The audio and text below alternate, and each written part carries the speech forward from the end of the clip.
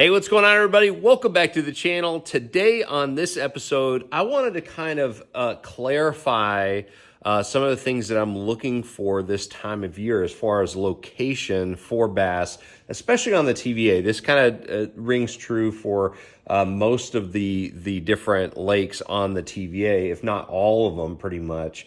But they will also work for different lakes across the South, reservoirs primarily.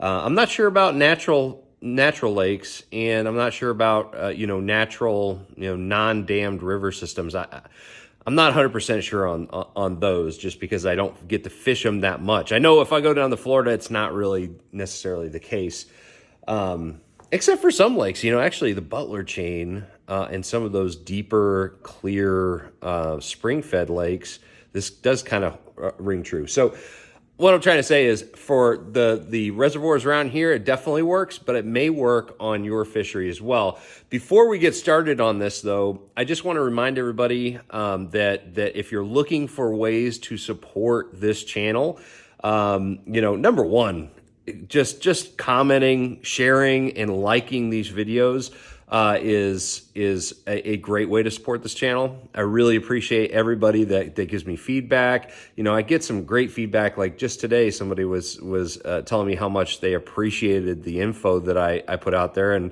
man, just hearing things like that, it's pretty awesome. But another way that you can support the channel is I've got some new merchandise up. So we've got a spread shop. I think that's maybe a spread shirt. I can't remember what the name of the company is, but we've got a store that you should be able to see somewhere around this video, where you can purchase, SonarFishing shirts, sweatshirts, hats, stickers, all that good stuff. So make sure you check out that if you want to, dude, it would just be amazing if I saw you guys walking around with a SonarFishing shirt, sweatshirt, or hat. I love seeing that kind of stuff. So that's a great way to support the channel. And also, in this video, I'm probably not going to have any affiliate links, but in other videos that I do where I'm talking about products, I usually have affiliate links for 44tackle.com, and that is another great way to support the channel. So anyways, just wanted to mention that right off the bat. And so today, let's talk about the general places that you want to look during November, December, and sometimes January. Once you get into January, the fish really start changing their habits. They're not really as shad or pelagic bait fish oriented. Sometimes they get a little bit more crawfish. But this time of year, November, December, and sometimes into January, you're really dealing with bass that are so hyper focused on stocking up as quickly as possible for the real cold weather ahead. And so they're so focused on the shad that are very prevalent, and they're generally pretty easy to target. And so let's kind of go through what happens with these bass and why they're so predictable. So this is Watts Bar Lake. I don't get to fish Watts Bar all that often, but I'm going to kind of show you guys, the transition that makes it so easy for me to find these fish this time of year. And, I applied this on Chickamauga, and, you can apply it to any of these lakes. But anyways, so during the early fall, so like September, October, you get this transition where the shad just are all spread out on, all parts of the lake, but then they start grouping up as things start getting colder. At night it's a little bit cooler, and they move into the backs of these creeks, and they just congregate in these areas that have incoming water, so fresh water coming into the back of them. So the shad get really, really shallow. This is one of my favorite times. I fished the Bassmaster Open out here on Watts Bar, and that exact pattern was happening where I was in the way backs of creeks, like dirt shallow, kicking up dust with the motor guide, and was catching them back there on a chatterbait. So you can find the shad really, really shallow. They just get way up in those creeks.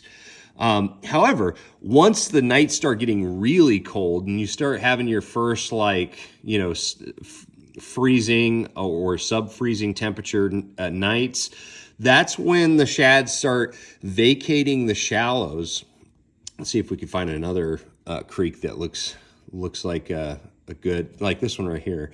So they start vacating the shallows. Let's get rid of that. I don't like that creek. That's probably a really good creek. I know it is actually, but yeah. We'll stick with that one. So they more than likely, you probably had a bunch of shad back here when it was still a little bit warmer, September, October. But then as it gets cold, they start making their way out towards the main lake. But often they get not stuck, but kind of start hanging out in these wide, deep basin areas. They've got good access to deep water, and it's a really good consistent ecosystem for them. If they go to the main lake, there's a lot going on. You have big rainstorms that create heavy current and lots of dirty water, and there, the wind can really drop the water temperatures a lot. So they like to stay in these like protected basin areas, so these wider areas that have access to deep water. And so this is the type of area right here that I would be focusing on. So if I was launching in this creek right here, Caney Creek, this one's a good one. And I know that this pattern's happening right here. I'm absolutely positive. If I went here, the first thing I'd look for is the birds, seagulls and loons. And then I'd start, looking for the fish that are essentially just roaming around, following those schools of shad in those type of areas. So let's look at some other creeks. So like this creek right here, shad we're back here. Now they're probably somewhere around this region right here. And, looking for the birds is going to help you cut down your driving time and your experimenting time. And you can target them with drop shots, Nico rigs, and any of that stuff. Not Nico. Well, you can probably catch them on Nico rigs. I meant to say a Demiki rig, that sort of thing.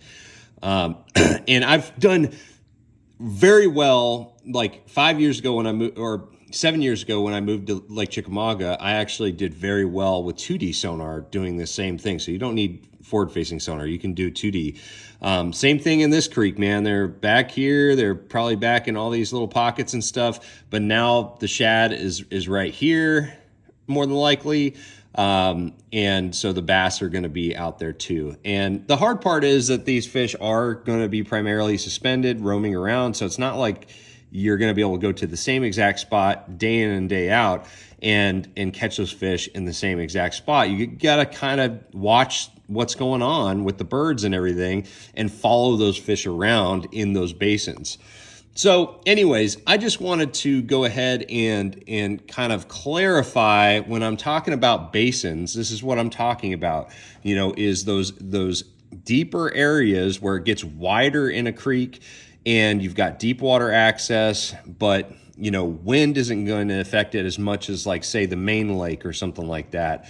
And it's a place that the shad can really stay as conditions start getting colder and more volatile. So anyways, guys, just wanted to run through that. If you have any questions, of course, drop a comment below. Again, consider, supporting the channel in one of those ways we talked about earlier. But other than that, thank you guys so much for watching. Hope you're having a great holiday season. I got to get back inside, but make sure you like, share, subscribe. I'm going to see you out on the water. Trust the process.